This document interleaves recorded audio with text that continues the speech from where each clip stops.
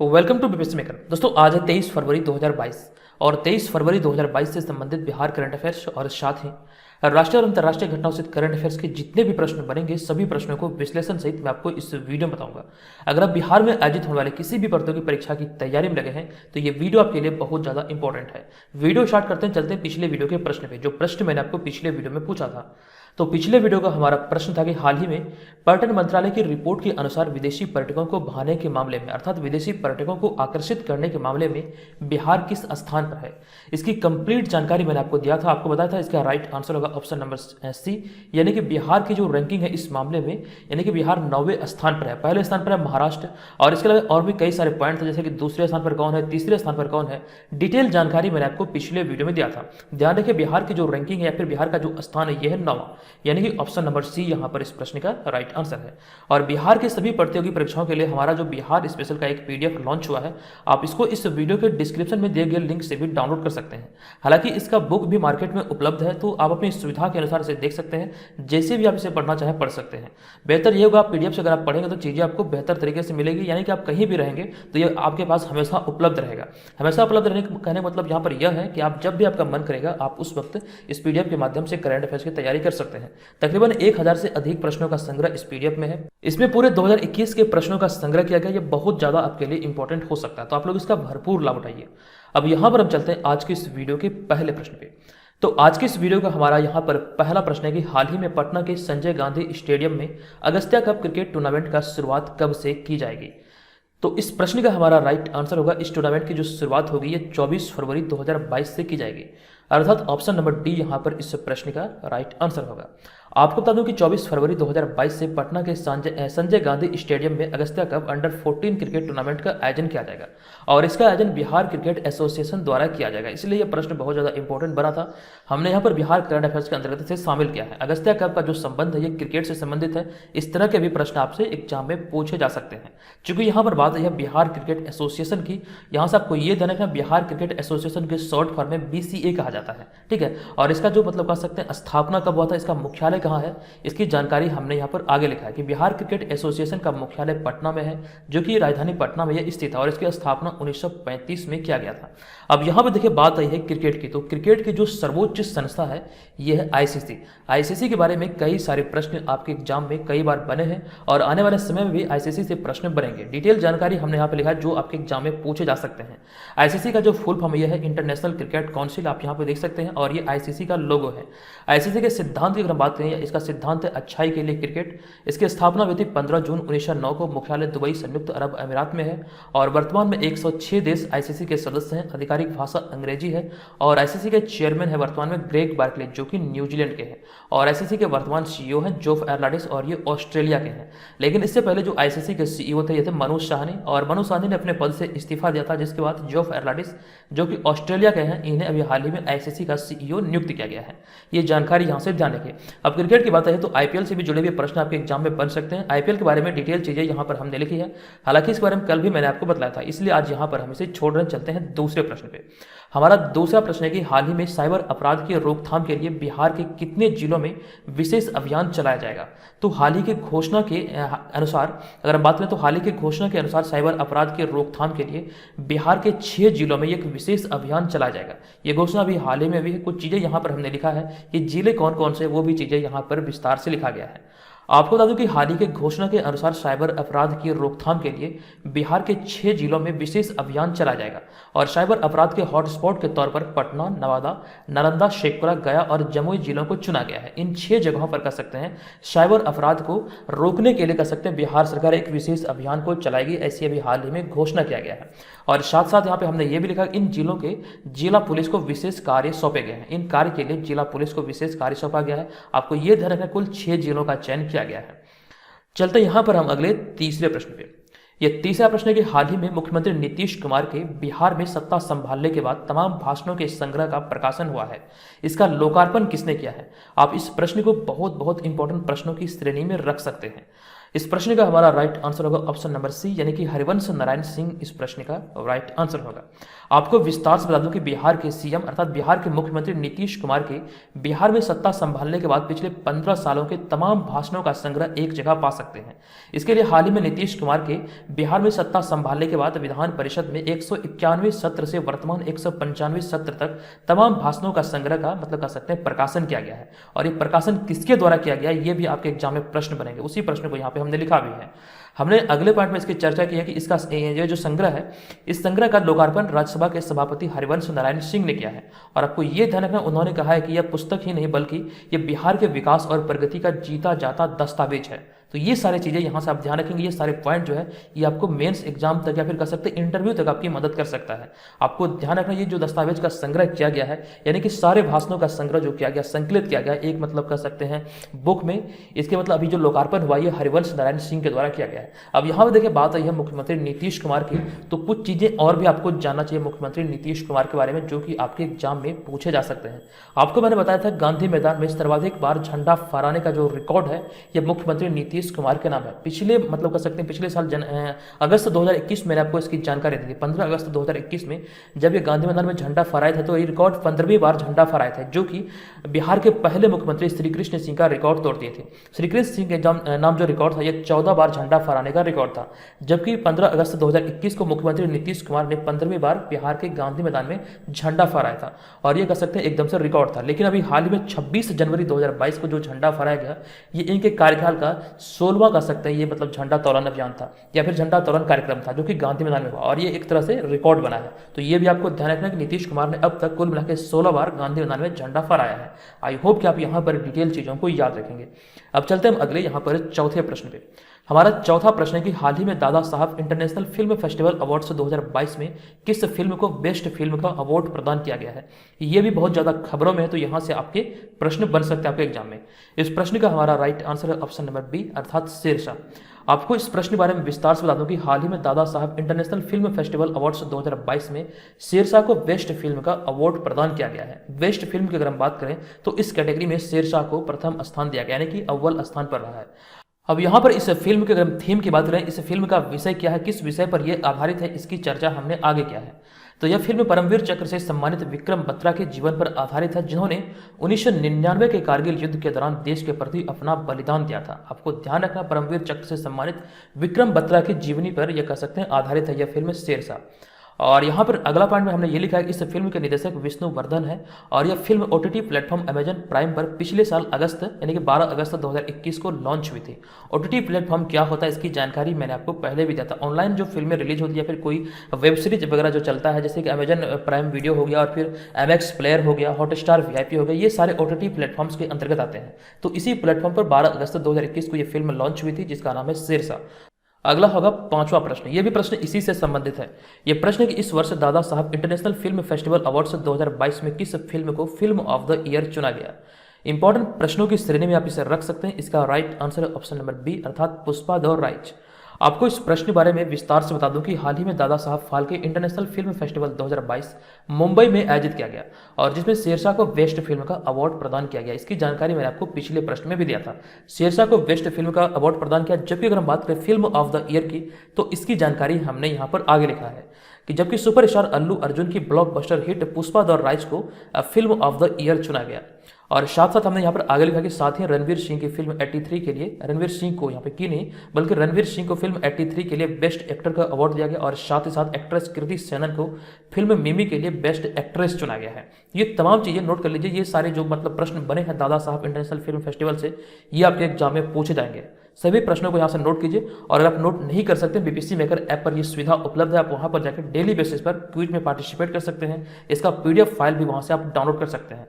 तो रोजाना नोट्स के लिए आप बीपीएससी मेकर ऐप को जरूर डाउनलोड करें। बीपीएससी मेकर ऐप पर आपके बीपीएससी और सीडीपीओ जैसे एग्जाम के लिए ऑनलाइन टेस्ट सीरीज भी उपलब्ध है। तो आप लोग यहाँ पर ऑनलाइन टेस्ट सीरीज के माध्यम से अपनी तैयारी का आकलन भी कर सकते हैं कि आगामी एग्जाम को देखते हुए आपकी तैयारी किस स्तर की है। तो यहाँ से आपको ये खुद से समझना है कैसे आपको समय का सदुपयोग करना है, कैसे आप समय का उपयोग करते ये कर सकते हैं 2.5 से 3 मंथ में अपनी तैयारी को बेहतर कर सकते हैं। तो ये सारी सुविधाएं आप यहाँ पर बीपीएससी मेकर ऐप पर उठा सकते हैं। बस आपको यहाँ पर क्या करना है, रेगुलर हमारे साथ बने रहना है। ठीक है, अब यहाँ पर चलते हैं अगले छठे प्रश्न पे। हमारा छठा प्रश्न है कि हाल ही में किस देश की महिला HIV एड्स से पूरी तरह से ठीक होने वाली विश्व की पहली महिला बनी है। यहाँ पर हमने इस महिला का नाम नहीं लिखा है, बहुत मैंने प्रयास किया इस महिला का नाम ढूंढने का, हालांकि नाम मुझे नहीं मिला। तो यहाँ पर प्रश्न बना कि हाल ही में किस देश की महिला HIV एड्स से पूरी तरह से ठीक होने वाली विश्व की पहली महिला बनी है। इस प्रश्न का हमारा राइट आंसर है ऑप्शन नंबर डी अर्थात अमेरिका। अब ये देखिए बहुत ज़्यादा खबरों में, हालांकि यहाँ पर आपके एग्जाम में जो प्रश्न पूछे जाएंगे वहाँ पर नाम नहीं पूछा जाएगा, देश पूछा जा सकता है, क्योंकि महिला की जो कर सकते हैं गोपनीयता यहाँ पर रखी गई होगी शायद, तो इस चीज़ को ध्यान रखेगा। हालांकि ये जो न्यूज़ है ये अमेरिका से रिलेटेड है, इसकी डिटेल जानकारी हमने यहाँ पर लिखा है, किस वजह से ये चर्चे में है और यहाँ पर क्या क्या चीज़ें घटित हुआ है वो चीज़ें हमने यहाँ पर साइड में लिखा है। तो हाल ही में अमेरिका के डॉक्टरों द्वारा इस महिला को स्टेम सेल ट्रांसप्लांट के जरिए ठीक किया गया है। अब यहाँ पे देखिए शब्द आया स्टेम सेल, आखिर होता क्या है। अगले पॉइंट में आप यहाँ पे देख के समझ पाएंगे। स्टेम सेल एक ऐसे व्यक्ति ने दान किए हैं जिसके अंदर HIV वायरस के खिलाफ कुदरती प्रतिरोधक क्षमता थी, यानी कि ऐसे में स्टेम सेल जो ये मतलब इस बीमारी से लड़ने में मदद करता है। तो अभी हाल ही में जो मतलब प्रदान किया गया इस महिला को दिया गया, जिसके माध्यम से इसे ठीक किया गया है और ये अमेरिका की रहने वाली है। अब यहाँ पे देखिए आगे हमने लिखा है कि वह HIV से ठीक होने वाली पहली महिला बन गई है। अब तक 3 ही लोग HIV से ठीक हो पाए हैं, जिनमें कि ये तीसरी जो है ये मतलब कह सकते हैं ये महिला है। अब यहाँ पे देखिए हमने आगे भारत के दृष्टिकोण से HIV एड्स के बारे में एक पॉइंट लिखा है। ये आंकड़े अभी हाल ही में आए थे, 2020 में जारी किया गया था, जिसकी जानकारी हमने यहाँ पर लिखा है कि भारत सरकार द्वारा 2020 में जारी किए गए रिपोर्ट के मुताबिक भारत में 2019 में HIV एड्स बीमारी से लगभग 0.49 लाख लोग पीड़ित थे। तो ये चीज़ें यहाँ से आपको ध्यान रखना। एड्स जो बीमारी है ये HIV नामक वायरस के कारण होता है। अगला होगा हमारा 7वां प्रश्न। ये प्रश्न के हाल ही में किस राज्य सरकार ने नई जैव प्रौद्योगिकी नीति का अनावरण किया है। इस प्रश्न का हमारा राइट आंसर है ऑप्शन नंबर बी अर्थात गुजरात इस प्रश्न का सही उत्तर होगा। आपको बता दूं कि हाल ही में गुजरात के मुख्यमंत्री भूपेंद्र पटेल ने वर्ष 2022 से 27 के लिए नई जैव प्रौद्योगिकी नीति की घोषणा की है और इस नीति का उद्देश्य गुजरात के प्रमुख क्षेत्रों में देश के अग्रणी राज्यों में से एक बनाने का है। यानी कि गुजरात को प्रमुख क्षेत्रों में देश के अग्रणी राज्यों में से एक बनाने का लक्ष्य को ध्यान रखते हुए हाल ही में मतलब अभी ये घोषणा किया गया है गुजरात सरकार के द्वारा। और साथ ही साथ इसका उद्देश्य यह भी है, लगभग कह सकते हैं 1.20 लाख रोजगार के अवसर भी पैदा करेगी। और यहाँ पर हमने गुजरात से रिलेटेड कुछ पॉइंट लिखा है। हाल ही में गुजरात हाईकोर्ट में देश की पहली न्याय घड़ी लगाई गई थी और गुजरात सरकार द्वारा नदियों के सम्मान में नदी उत्सव भी शुरू किया गया था। ये दोनों करंट अफेयर्स की श्रेणी के अंतर्गत वाले प्रश्न हैं, इसकी जानकारी मैंने आपको दिया था। आई होप कि आपको यहाँ से वीडियो पसंद आ रहा होगा। अगर आपकी तैयारी बेहतर तरीके से सुनियोजित तरीके से यहाँ से इस चैनल के माध्यम से हो रही है तो प्लीज़ आप लोग वीडियो को लाइक कीजिए और चैनल को सब्सक्राइब करके हमें सपोर्ट जरूर कीजिए और अपने दोस्तों के साथ अपने स्टडी ग्रुप में इस वीडियो को जरूर शेयर कीजिए ताकि अधिक से अधिक लोग यहाँ पर हमसे ज्वाइन कर सके, हमसे जुड़ सके, ताकि अधिक से अधिक लोग यहाँ पर जुड़ेंगे तो और भी लोगों का फायदा होगा। क्योंकि ये जो वीडियो वाला सीरीज है बिल्कुल निःशुल्क है, वीडियो में किसी भी प्रकार की किसी से कोई चार्ज नहीं लिया जाता है। तो अधिक से अधिक लोगों की यहाँ से हेल्प होगी तो ये हमारे लिए भी बहुत बड़ी गर्व की बात होगी कि अधिक से अधिक लोग यहाँ से हमारे चैनल के माध्यम से लाभ उठा रहे हैं। तो आप लोग इसका यहाँ पर जरूर प्रमोट कीजिएगा। अब यहाँ पर बात चुके हैं गुजरात के बारे में, कुछ चीज़ें देख लेते हैं। गुजरात को अगर आप भारत वाले मैप पर देखेंगे तो ये गुजरात की स्थिति है। गुजरात की अगर हम बात करें तो गुजरात पश्चिमी भारत में स्थित एक राज्य है और इसकी जो सीमा है या फिर कह सकते हैं इसकी उत्तरी पश्चिमी अंतर्राष्ट्रीय सीमा पाकिस्तान से लगी हुई है। गुजरात की अगर हम राजधानी की बात करें तो गुजरात की राजधानी है गांधीनगर। गुजरात का जो सबसे बड़ा शहर है यह अहमदाबाद। गुजरात में वर्तमान में 33 जिले हैं। राजभाषा यहाँ की है गुजराती। गुजरात का गठन 1 मई 1960 को हुआ था। वर्तमान राज्यपाल है आचार्य देवव्रत और मुख्यमंत्री है भूपेंद्र पटेल। साथ साथ गुजरात विधानसभा की सीटों की बात करें तो 182, राज्यसभा की 11, लोकसभा की 26 सीटें हैं। गुजरात की राजकीय पशु की अगर बात करें तो एशियाई शेर यहाँ का कह सकते हैं, एशियाई लायन यहाँ का राजकीय पशु है। जबकि राजकीय फूल की अगर बात करें तो गलगोटा यहाँ का राजकीय फूल है, राजकीय पेड़ आम है और राजकीय पक्षी जो है यहाँ का हंसावर है। तो गुजरात से रिलेटेड ये सारे फैक्ट यहाँ पर आप लोग नोट कर लीजिए, आप चाहें तो इसका स्क्रीनशॉट भी ले सकते हैं। अब अगला है हमारा 8वां प्रश्न। यह प्रश्न है कि हाल ही में किसी business standard banker of the year 2020-21 चुना गया है। इस प्रश्न का हमारा राइट आंसर है संदीप बख्शी, यानी कि ऑप्शन नंबर ए यहाँ पर इस प्रश्न का राइट आंसर होगा।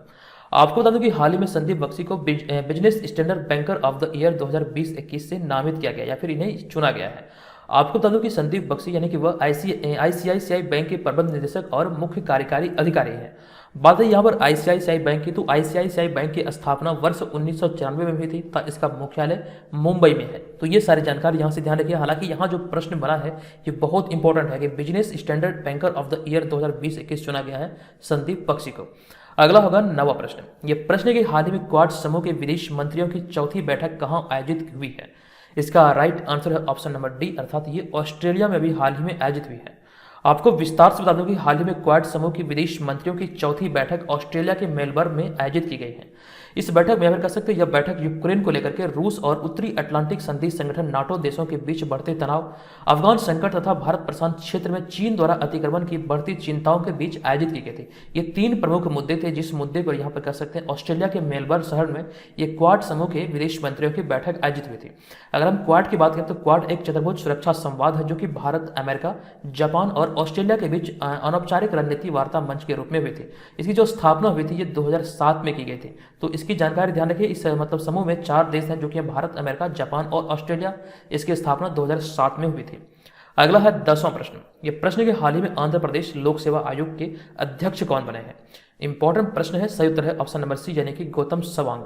आपको बता दूं कि हाल ही में गौतम सवांग को आंध्र प्रदेश लोक सेवा आयोग का नया अध्यक्ष नियुक्त किया गया है। आप यहाँ पर इनको इस इमेज में भी देख सकते हैं। आपको बता दूं कि भारत में फलों का सबसे बड़ा उत्पादक राज्य है आंध्र प्रदेश।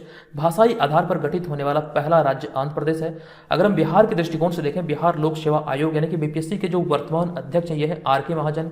ये भी बीपीएससी एग्जाम के दृष्टिकोण से महत्वपूर्ण है। ये मत समझिए कि ये प्रश्न आपके एग्जाम में पूछे नहीं जा सकते हैं, पूछे जा सकते हैं। इस तरह के प्रश्न इंपॉर्टेंट होते हैं। बीपीएससी अर्थात बिहार लोक सेवा आयोग के वर्तमान अध्यक्ष हैं आर.के. महाजन, जबकि बिहार लोक सेवा आयोग के प्रथम अध्यक्ष थे राजधारी सिन्हा। तो ये भी ध्यान रखिए, प्रथम अध्यक्ष भी आपके एग्जाम में पूछा जा सकता है। प्रथम अध्यक्ष थे राजधारी सिन्हा। अगला होगा 11वां प्रश्न। ये प्रश्न कि हाल ही में अंतर्राष्ट्रीय मातृभाषा दिवस कब मनाया गया है। तो प्रत्येक वर्ष 21 फरवरी को अंतर्राष्ट्रीय मातृभाषा दिवस मनाया जाता है। आपको बता दें कि भाषाई और सांस्कृतिक विविधता के बारे में जागरूकता को बढ़ावा देने के लिए हर साल 21 फरवरी को दुनिया भर में अंतर्राष्ट्रीय मातृभाषा दिवस मनाया जाता है। और यह दिवस दुनिया भर के लोगों द्वारा उपयोग की जाने वाली सभी भाषाओं के संरक्षण और बचाव को बढ़ावा देने के लिए एक व्यापक पहल का हिस्सा है। यही इसका मकसद है। और इस वर्ष अगर हम थीम की बात करें तो वर्ष 2022 के लिए इसका थीम है बहुभाषी शिक्षा के लिए प्रौद्योगिकी का उपयोग, चुनौतियां और अवसर। ये 2022 का इसका थीम है अंतर्राष्ट्रीय मातृभाषा दिवस का। अब यहाँ पे देखिए हम चलते हैं आज के 12वें प्रश्न पे। हमारा 12वां प्रश्न है कि हाल ही में ऊर्जा अवार्ड्स के 5वें संस्करण में business leaders of the year 2022 का पुरस्कार किसे मिला है।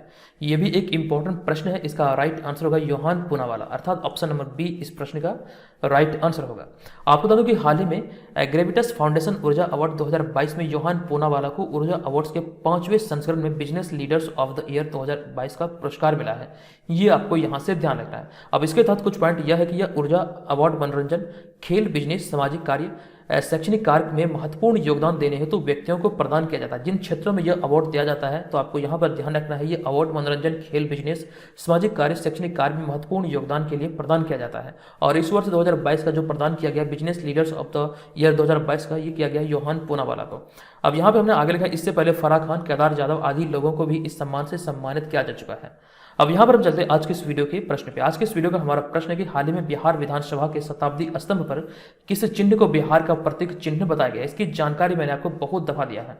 बताइए इस प्रश्न का राइट आंसर क्या होगा। आप चाहें तो यहाँ पर डिटेल में भी सभी चीजों को लिख सकते हैं। और एक चीज ये ध्यान है कि बिहार में जितनी परीक्षाएं आयोजित होती है, ऐसी परीक्षाओं की तैयारी के लिए आप बीपीएससी मेकर ऐप को डाउनलोड करें। बीपीएससी मेकर ऐप पर बहुत सारे मटेरियल उपलब्ध है, आप लोग भरपूर लाभ उठा सकते हैं।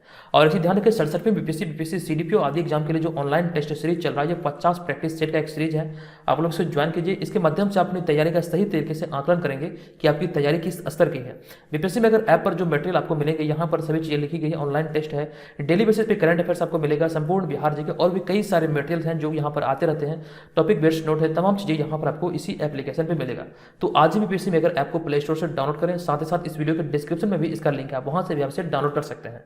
तो दोस्तों आज के इस वीडियो में इतना ही, मिलेंगे नेक्स्ट वीडियो में। तब तक के लिए धन्यवाद। जय हिंद।